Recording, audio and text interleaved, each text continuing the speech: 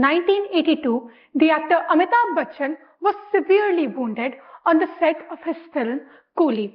When the news broke out among audiences about his injury, fans across the country were distraught.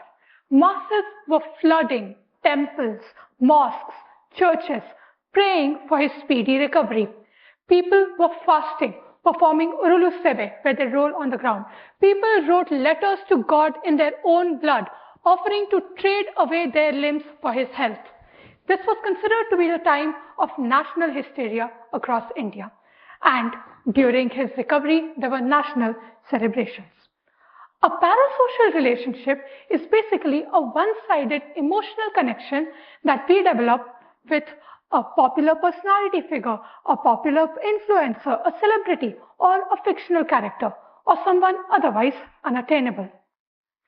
Nowadays, it seems like these parasocial relationships are everywhere. This seems like a weird phenomenon that has been exacerbated through the advent of social media. But I am here to tell you that there are many extreme cases of such behaviors throughout history.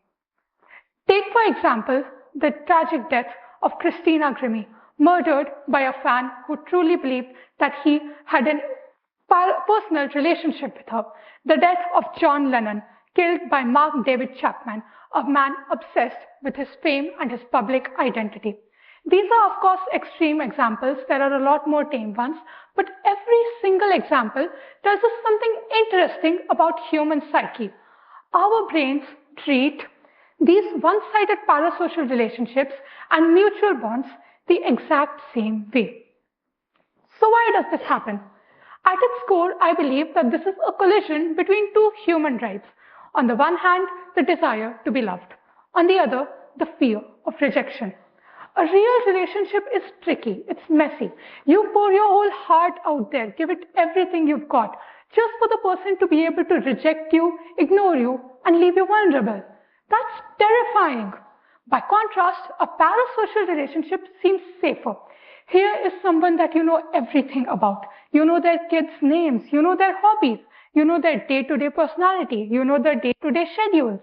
You can feel comfortable around them, and they can never reject you. The sociologist Robert Zejong has described what is known as the mere exposure effect. His theory states that whenever we are over and over again exposed to a food item, something, some person, our brains have a tendency to develop a familiarity for whatever we have been exposed to.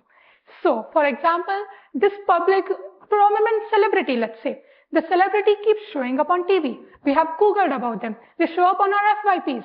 Our brains have associated their face with a sense of familiarity, understanding, comfort, and reassurance. There's another very widely discussed theory proposed by John Bowlby known as the attachment theory. His theory states that whenever we are coming in contact with something or someone that we are attached to, a specific neural pathway lights up.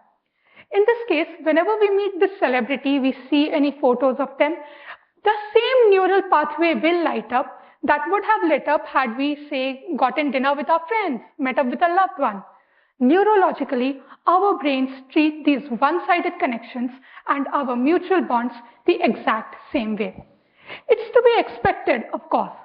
Studies suggest that our brains have not evolved in the past 35,000 to 100,000 years.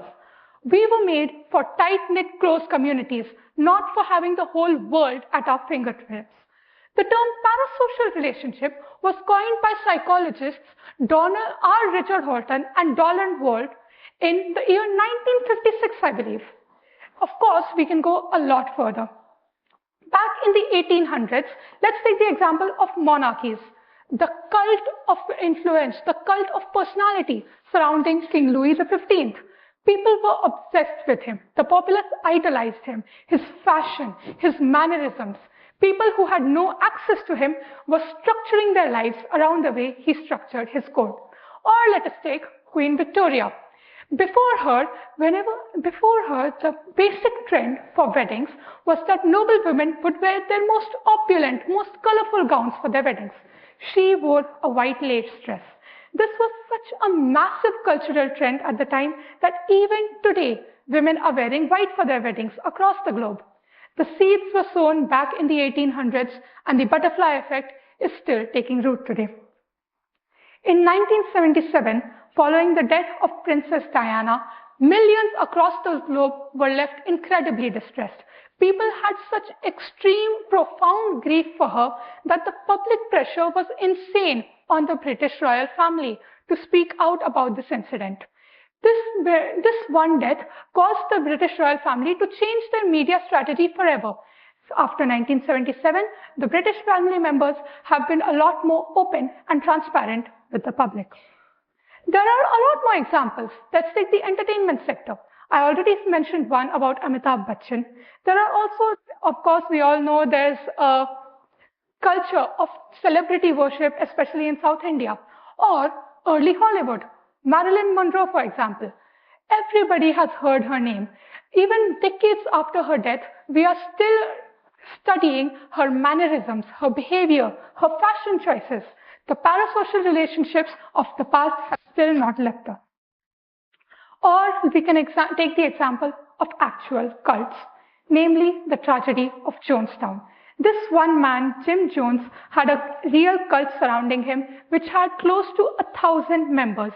Near the end of his career, he had coerced over 900 people to drink cyanide-laced Kool-Aid.